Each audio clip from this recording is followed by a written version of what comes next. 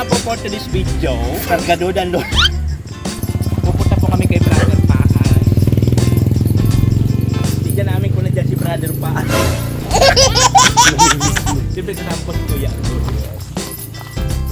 Kasi katanghalian man, mamaya nagkakapi-kapi man siya doon. Diba? So kami muna ang pinapunta ni Kuya at si Kuya bumili ng gamot sa ubuman. Diba? Sabi ko nga nasobrahan niya sa eleksyon. Pagod baga pagod, lalo na pinuntahan namin. Kaya ganun. Kaya ako muna kargadora for today. Sabi kasama natin ang ating gwapong Kapong J! Tao po!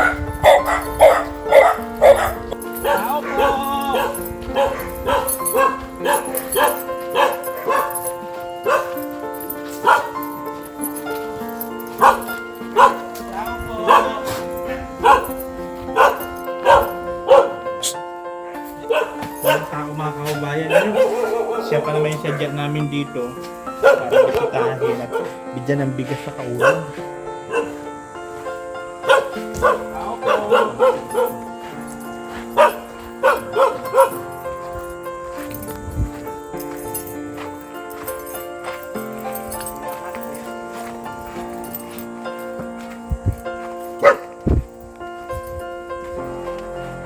Tao po! Tao po! Alay.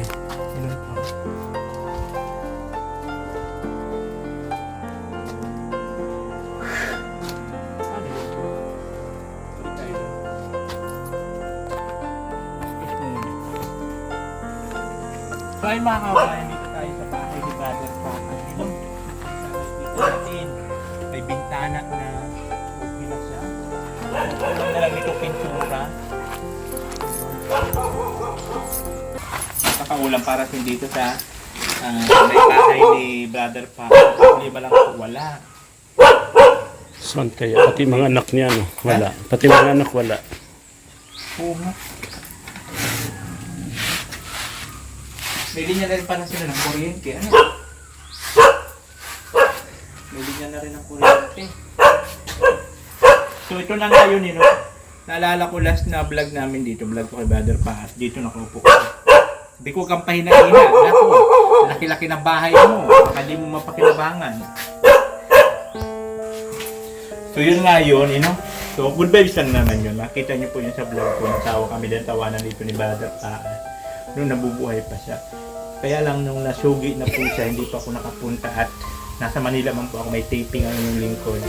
Diba? At nung sideline natin sa Manila is tayo sa GMA. Siyempre, diba? Ganda-gandahin. So ngayon, wala naman si Brother Paas. Di maraming tubig iwanan dito. Makakunin ng iba. Dali na lang ulit namin. Tapos yung isda, lutuin na lang namin. Kasi mapapalas man yun. Didala lang natin kay Kuya Brock. Oo, doon na. Kasi malapit naman doon.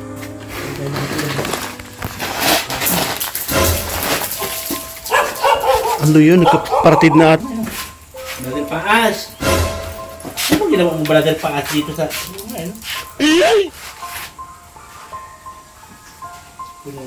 Pinutol ko ni Brother Paas. Pa sa paan mo. Pinutol ko niya. Sinabitan ni Brother Paas. Uwi na lang po kami. Ibalik na lang namin ito doon kala Kuya Brock. So, ayan po nakita natin yung bahay ni Brother Paas. 98% po finish na po siya. Pintura na lang. Meron na po sila tubig. So, walang tao. Magkakama sila kanina. Mga bakla. Kuday! Ano ba to? Kuya Bal! Kuya Bal! Ginawa na po akong kargadora ni Kuya Bal. Walay tao! Ayan na tayo dito kay Brother Paas na to kung saan saan nagpupunta. Hindi ba na nagpapasabi na? Ay!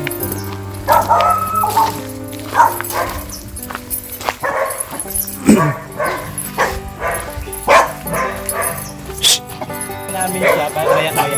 Pakasakali bumalik na. Ito yan, tapos Wala. ito yung tabitan dito na. May kudal ba ganyan? Dito, kailangan din. Doon na.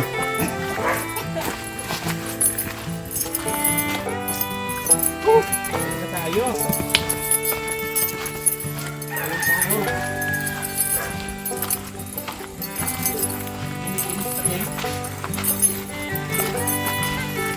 Butret!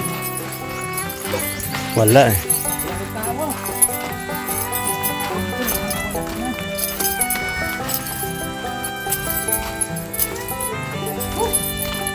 Tapos ang init na. Hey Joe! Hey Joe! Shout out! Shout out!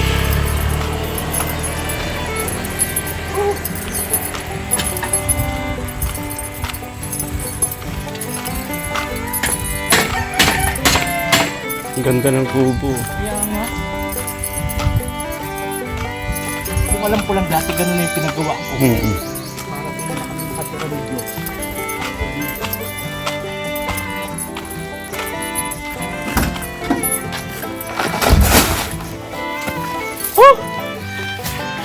So ayun mga kabayan, dito muna tayo kay Kuya Brooke. Siya may driver namin. Kasi nga po wala man siya doon.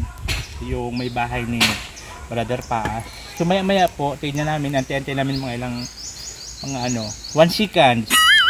Antay. Baka sakali na dumating. No, tignan ulit namin bago kami umuwi maya maya lang. Tignan ulit namin para maibigay namin yung bigas. Saka yung isda. So ngayon, dito muna kami makikitambay kala Kuya Brooke kasi magpapasok dance na Papasok drinks. Sarado. Sarado rin?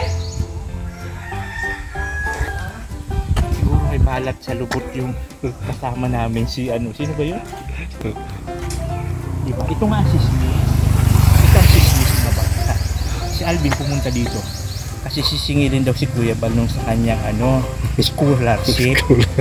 Kasi nag-ano daw yung asawa niya. Sabi kong kayo, na-scam kayo. Kasi nagbigay daw ng yung nanay niya OFW, nagbigay daw kay Kuya Bal sa scholarship. Wala naman scholarship si Kuya Bal. Diba? Yun yung purpose na ito, kaya kung bakit nandito siya. Diba? Si Alvin. Alvin ba ito? Parang si Alvin niya. Hindi ko lang sure kung Alvin ba yung pangalan nito. Kuya, ano yung pangalan mo? Ulit? Alvin? Ayun si Alvin. Oo. Saan pa kayo galing, Kuya? General Trias Cavite. Ah, talaga? Malayo-layo. General Trias Cavite pa si Alvin galing. So pumunta lang siya dito sa Cam Norte para ma-meet si Kuya Bal para dun sa yung Kuya? Ano yung sadya mo kay Kuya? Kung malinaw yung scam si mama kasi noon ko pa nakita yung account na yun. Nagpapadala kayo ng pera si mama mo? Nakabayad na sa yung January. Magkano nabayad niya? Saka niya sinabi nung nagbayad na siya, tinignan ko yung account. Ano nakapangalan sa binayaran niya? Saan niya hinulog ang pera? Bal. Kuya Bal Matubang. Saan hinulog ang pera? Sa account daw. Di ba? Hindi po Bal ang pangalan ni Kuya Bal. Pag sa mga remittance o kung ano man hindi po Bal. Doon pa lang po, na yan eh. Kuya Bal Vlog, hindi po yun. So, scam po yun. So, isa po si Kuya Alvin po sa mga na-scam na mga gumagamit kay Kuya Bal. Kaya ingat po tayo, especially sa pagbibigay ng pera. Hindi po Bal ang pangalan ni Kuya Bal. Mayroon po siyang real name na yun po dapat yung malaman. Sa account, bank account pa lang, tunay na pangalan. Oo. Diba? Kasi may bank account din ako. Oo. So yun po yung kaya siya na dumating siya kaninang umaga lang, kaninang umaga. Alauna. Madaling araw. O galing pa po ng Cavite yan para daw i-confirm kung talagang kay Kuya Bal yung account na yun na para sa scholarship. Yun. So, ang Hiningi pinakampulot ko yung mga pangalan ng anak ko eh. ay anak mo yung mga scholar. Tapos, si Kuya Bal ang nagpapaaral ang pag-aaral nyo para sa scholar. Oh, very sad naman may mga kabayan tayo ng mga nalilin lang at mga naluloko. sa paggamit ko ng pangalan ni Kuya Bal. So si Kuya Bal po ay may Hindi po talaga. wala pangalan. Palit talaga yung ano ko yung mama ko kasi sa ibang bansa. Yung mama mo nagbibigay ng pera. Yung Nagpapadala. Bayad. Magkano naman? 7,500 yung sa scholarship. Tapos sa membership ko, bilang sa kanina, 3,500. May membership pa? May membership. May membership pa si Kuya Bal. Oo. Uy, Kuya Bal, umaming ka nga. Meron ka mga galong-galong na hindi namin alam. May mga pa-schooler ka pala, tapos membership ka sa kali. Diba? So, naisingit lang natin sa kasi nga, naging kasama namin siya ngayon sa biyahe namin. Kasi, dahil nga doon sa kanya, okay na gusto niya i-confirm kung talaga kay Kuya Bal nga daw talaga yun. So, sa pangalan pa lang po, bagsak na po yun kasi hindi po Bal Santos ang niya, Matubang, hindi po. May real name po siya. Kaya, doon pa lang po, questionable na po talaga. Oo.